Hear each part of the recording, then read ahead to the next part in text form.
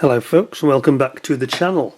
Today we're having a little bit of experimental work with the camera, so please bear with me. We're going to try a bit more of an overhead shot, and this hopefully will give a bit more clarity, because we have today the Special Hobby 1/72 scale JA37 SAAB Viggen fighter.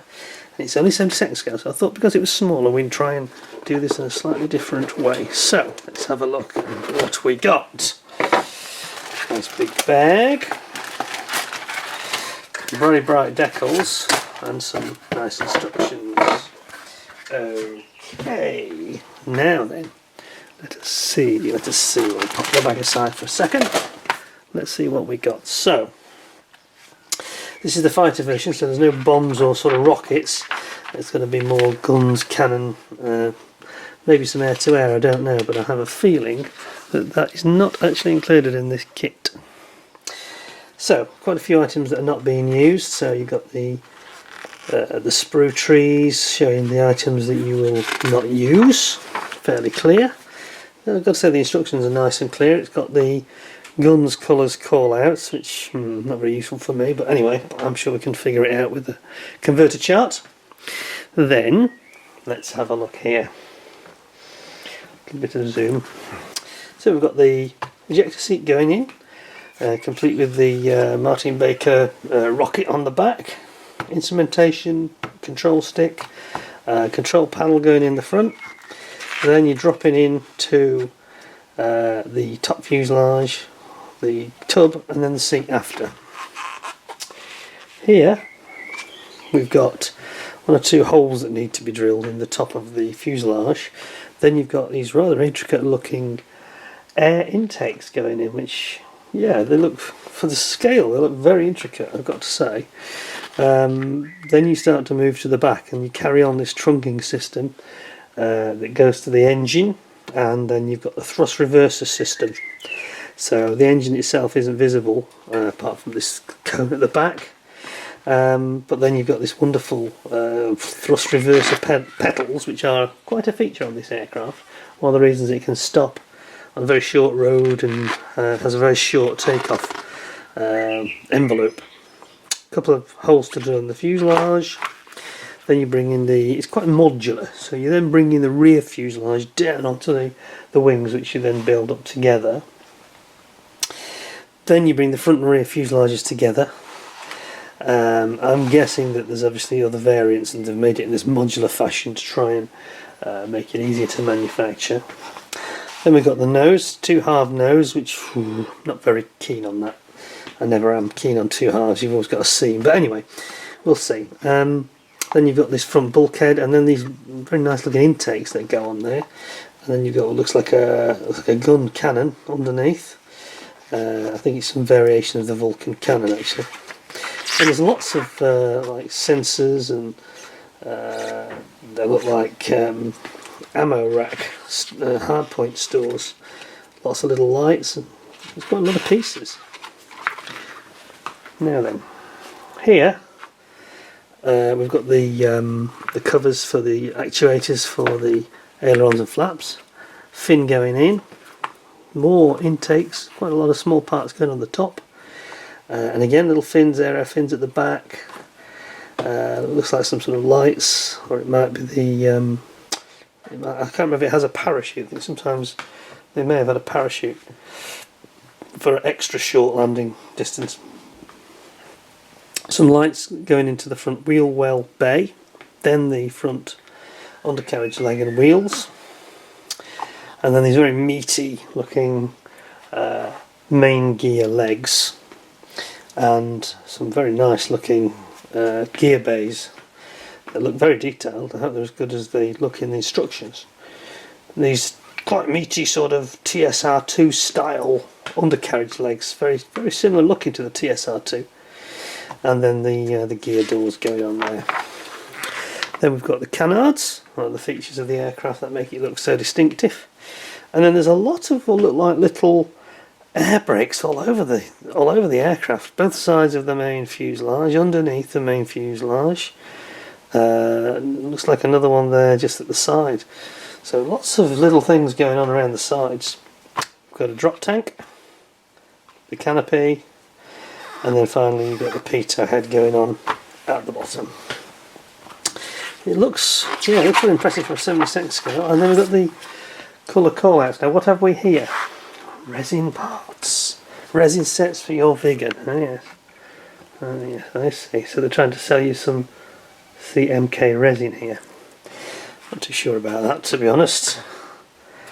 Not sure if it's worth it at this scale, because if the parts are good enough you may get away without it.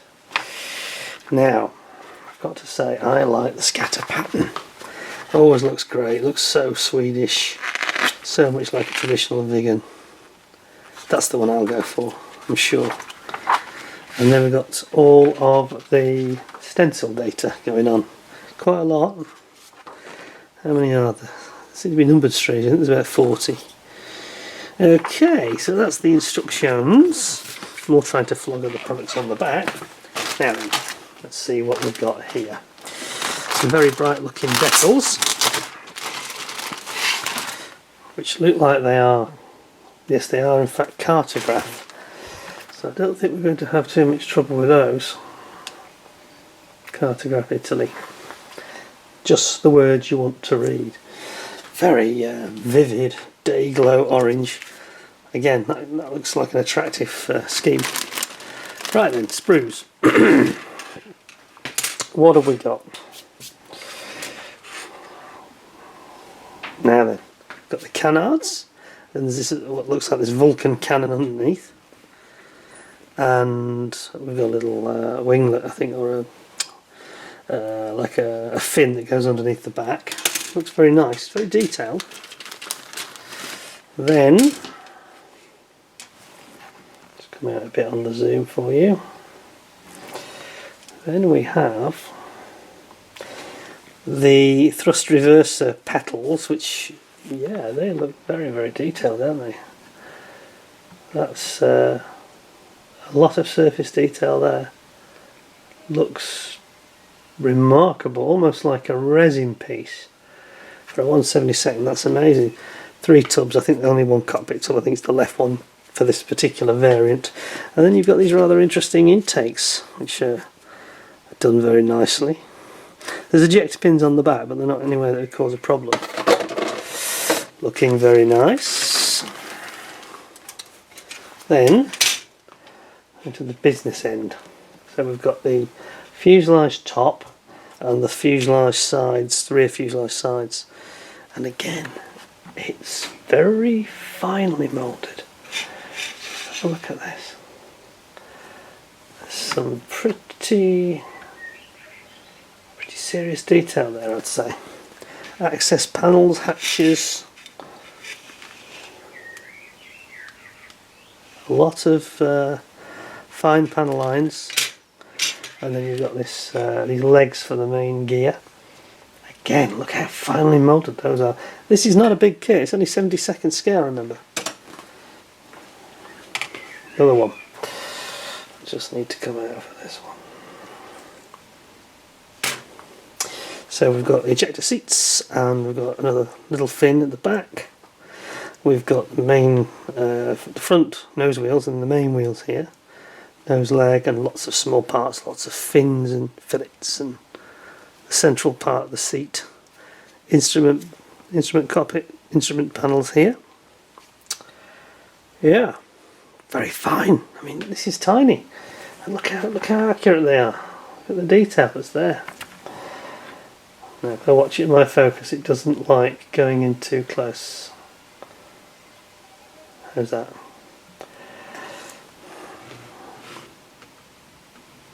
It's good, isn't it? Very, very fine. Okay. Now then. So we've got the top fuselage. Again, we find some good detail. Even on the curved surfaces, the panel line seems to be very, very crisp, and it goes around the corners very, very effectively.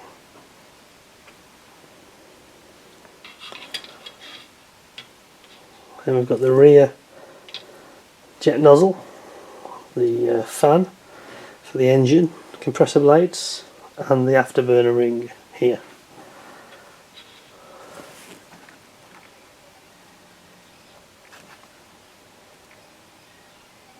Impressive.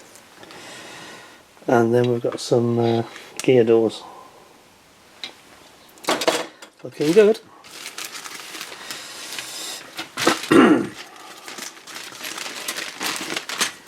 Then we've got the main wings,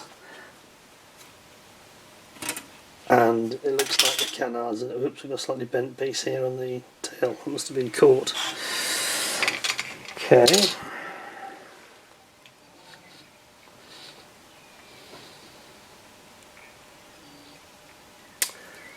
Plenty of detail on the surface. Excellent. And then we've got these rather nice intakes. Look at those. Yeah, those are very, very fine. And then we've got the underside of the wing.